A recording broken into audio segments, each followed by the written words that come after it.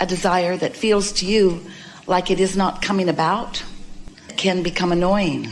And over time, you can begin to doubt yourself. We want you to have a clear sense that anything that you desire can come to full fruition. In fact, it's just really off if it doesn't. Another thing that we would like you to realize is not only can what you desire come about, but it is already coming about. In fact, it may be hard for you to hear, but by the time that idea occurs to you in a really powerful way, where you are ready to state, I want this, the majority of it has come about. In other words, all of the sifting and sorting has happened, all the directing of your focus has happened, and it is a vibrational reality. We know you don't like to hear that so much, but it is a vibrational reality that is in the process of becoming, and the last piece that is required for it to be fully realized by you, where you can see it and hear it and smell it and taste it and touch it, that last little piece is so close to having happened that if you could just relax just a little bit and accept that it is done, but that now you're in the process of achieving a vibrational alignment with it. Do you sort of get what we mean by that? You see, when you're accustomed to not seeing it in manifested form, if you want something and you don't have it yet, a lover or a new vehicle or a house that pleases you more or an occupation or a way of gathering money, if there is something that you desire and you can't see it yet, your conclusion is that it is not there. It's absent. It's missing. We know this sounds crazy. We're saying to you, just because you can't see it doesn't mean it's not there. That's crazy talk, isn't it? No, it's not crazy talk. It's vibrational talk. So if you can't see it, if you can't know it, then your logic tells you it's not there. It's missing. It's absence. It's lost. It's not there. But the problem with that, what we want to call too soon of evaluation, is that when you believe that it's missing, you hold a vibrational frequency that doesn't let it change from missing to there. In order for any of this to make any sense or to even be a little bit satisfying, you have to be willing to look at this world in a vibrational way. You have to accept that you are vibration, that everything is vibration. You may, often do, nearly always, notice where you are in relationship to what you're asking for. And so even though you say, I want this, you often say, but this is where I am. And when you offer that but about something that you want, it's like you put a big powerful engine equal to the other one on the other end of the train going the other way. So now you've got I want it but going on, which means you're not moving anywhere in terms of translating your thoughts to things. Nothing is showing up for you as long as you have this vibrational discord going on. And if you could, once you say, I really want this, and the reason that I want it is, you would then put another engine and another engine and another engine.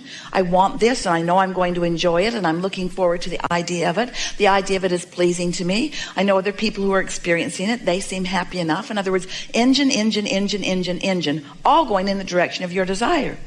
And if you could keep your vibration pure in that way, you would just get those engines stacked up until there is enough momentum going, and the engine stacking up is really undeterred thought.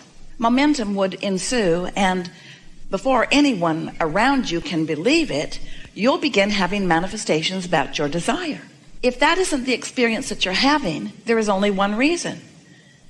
You're putting the engine of desire going in this direction, and then you're putting the engine of doubt going in this direction. And the reason that those engines of doubt, those thoughts of doubt, that momentum of doubt is easy for you to come by is one reason really, and one reason only.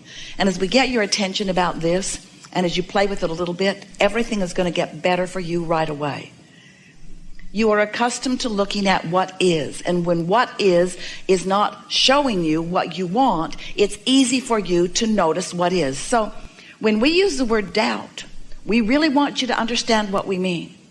When you are looking at the absence of what you want, those are the beginning engines of doubt. In other words, when you look for it and you can't see it, You're offering a vibration about its absence, not about its presence. It really is that subtle. Now, the feeling of doubt doesn't overcome you until you've done quite a bit of that. In other words, you got to hold yourself apart from what you want for a while before you really begin feeling strong doubt. But what we want to ask you to do, if you could, in the early stages of recognizing that you want something, if you would consciously and deliberately think in terms of what you want and why you want it, you will get more of the engines, more of the momentum going in the direction of what you want. And if we want you to understand this, if you get enough momentum going in the direction of what you want, an engine or two in opposition to it won't slow you down. We want you to understand that if your desire is powerful enough, your hindering beliefs will not hold much weight in this process. So when you think about what you want and why you want it, you get momentum going. But when you say, how's it going to come? Doubt. Where's it going to come from? Doubt. When's it going to come? Who's going to bring it? When you ask those questions to which you don't have ready answers, then you introduce unnecessary resistance to the equation. So if you could stay really general about what you want and why you want it, if we can convince you that everything that you want, that the whole process of creating is an energetic endeavor, it's about energy, it's about vibration, it's not about action. We want you to not work harder. We want you to be wiser in the work that you do. And we want you to understand that it is vibrational work. It is attitudinal work. It is mood work. It is how you feel work. It's how you feel work. It's how you feel work. Because when you don't feel good, when you feel all balled up, when you feel unsure, when you feel disadvantaged, when you feel unfairness, when you feel disappointment, when you feel discouraged, your action has very little impact on that. You just can't get there from there. You just got to cheer up. You just got to find a way to cheer up, which means sometimes you have to back up away from the problem far enough that you can forget about it. And that's sort of counterintuitive to most humans, because you've been taught that you've got to dig in and go after it. But you've been taught by those who don't understand about law of attraction, because when you push hard against something, you don't accomplish anything other than putting more engines in opposition on the other end of your train.